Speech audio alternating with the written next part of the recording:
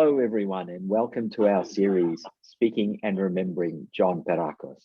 I'm very happy to have with us today Irene, Durand, Bryan, who is a long-term licensed psychologist and a senior teacher at the Core Energetics Institute. Hello, Irene, welcome.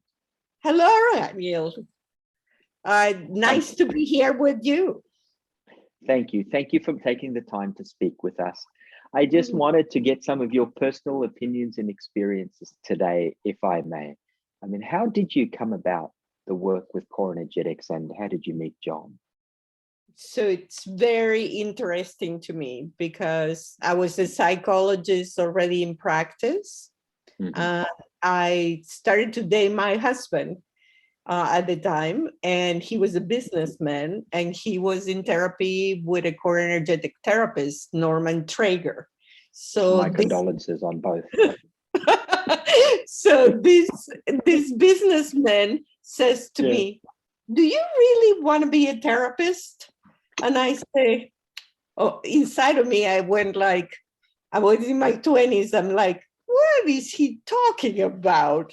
This completely insolent man. And I say, yes, I instead of choosing the defense, I say, yes, I really do want to be a therapist. So he invited me to a session with a core energetic therapist in Connecticut, and we went. And I went to see Norman Traeger, and it was like somebody handed me $1 million. Wow. Because for the first time, as a Venezuelan woman and young woman, I was feeling my body, my whole body. It was a whole session about grounding and containment, and it was incredible. I came out of there, my energy was incredibly expanded. So a few months later, this crazy man that I was dating said to me, you know, John Perakos is coming to Connecticut.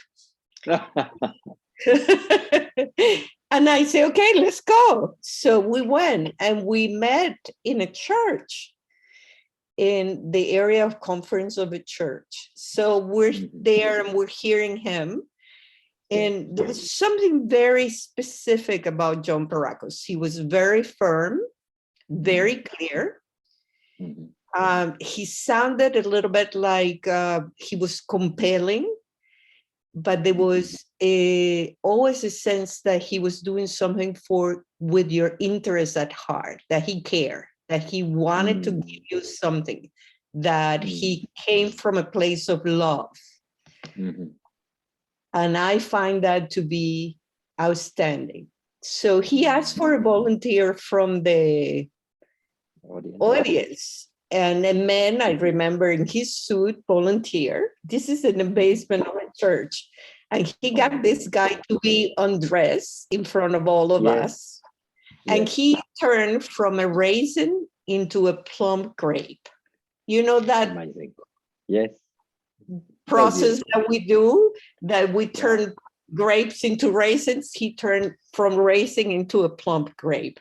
And I was like, it lasted less than 40 minutes. We were all stunned, impressed about the kind of work that he was doing. And this man felt radiant, you know, much like my experience had been in the in the session that I had. So I felt like this was something very interesting. And did you get to spend much time with John after that initial experience with him? No, it took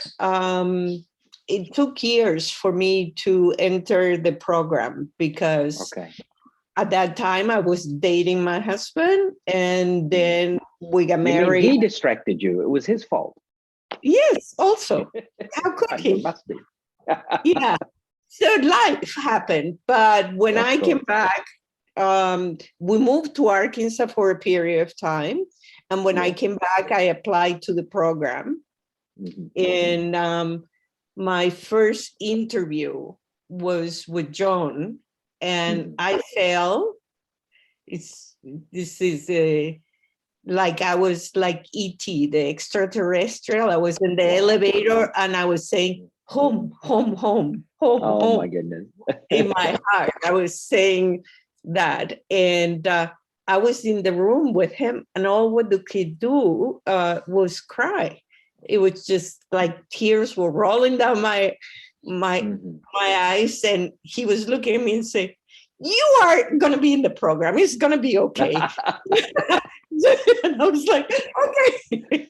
I can see him saying that as you're doing it. On the memory of yes. Yeah, it's like, what is the problem? You know. Yes. And yes.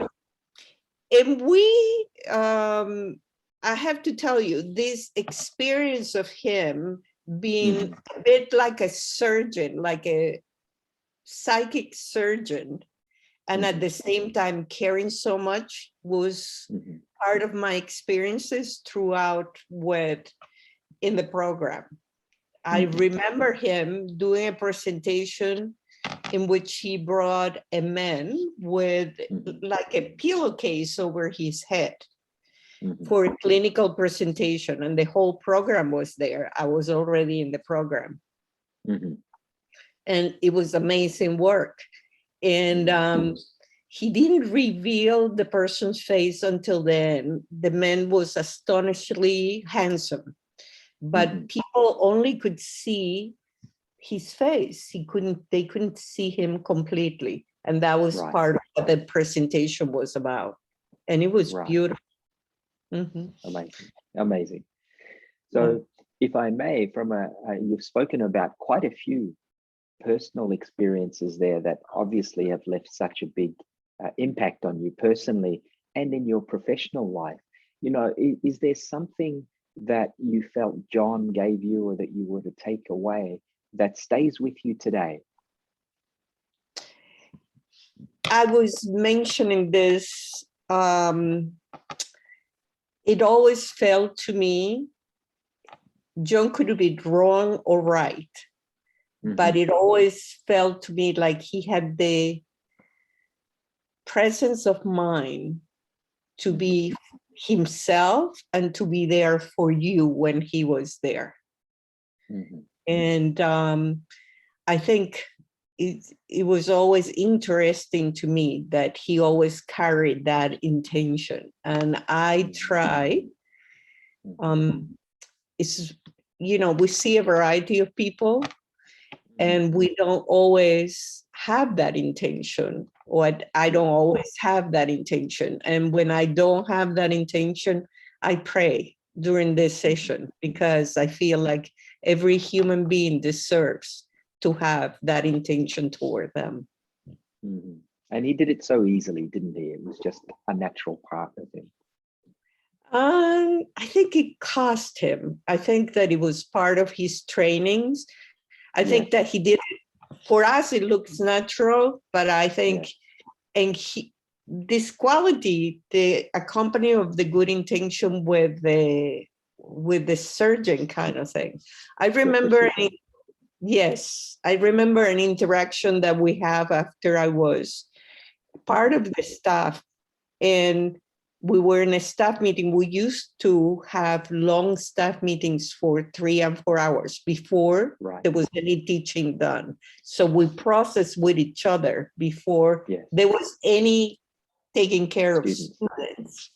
And I remember him, we took a break for, you know, a bathroom break, and he seeked me out, and he looked at me and he said, "What you're saying is coming from fear, and it's generating a lot of fear." And it just kind of, it was a dramatic experience in my life, because what I was saying was something about giving consequence to a professional that was there. And then I could see my life with my father as a militaristic father. And I understood that was not the important thing, that love always trumped fear. Wonderful. What an amazing message to take away, and personal and yet so relevant to all of us. Yes. It's especially, I think, Ranil, apropos of the times that we are living with the pandemic. Yes. Where there's like a lot of fear when at multiple levels. Yes, when what we need to do is to have unity and to expand our capacity to love each other. Always coming from a self-centered place, but expand that capacity. We're not going to make it unless we can do it together, right? Yes, yes, I totally agree. All together, and starting from ourselves and our connection to God and the universe, and yes, coming together as in our little cohorts at home and family and loved ones, and then in our communities, and then our global communities, the different layers and communities that we participate in. So there are also two experiences that I have of the teachings that I received from John Perakos and his way of behaving. He worked a lot with the splits, as you know. So he worked a lot separating men and women in the groups and then bringing them together in a place of unity. So we aggressively work together, competing with each other or confronting each other with the exercises and then coming together. And that was beautiful to me.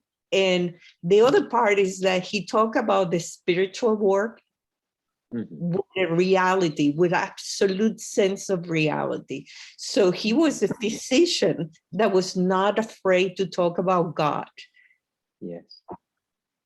And in that, it's like the whole world opened up to me. It's like, I just felt like, oh my God, here's a person with authority that reflects authority and is not denying our spirituality. Very inspiring in that time, if we think about it. Oh my God, it's incredible. You, a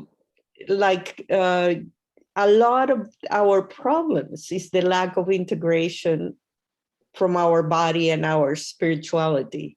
We think we're separate, somehow separate. Yes, yes. Wonderful.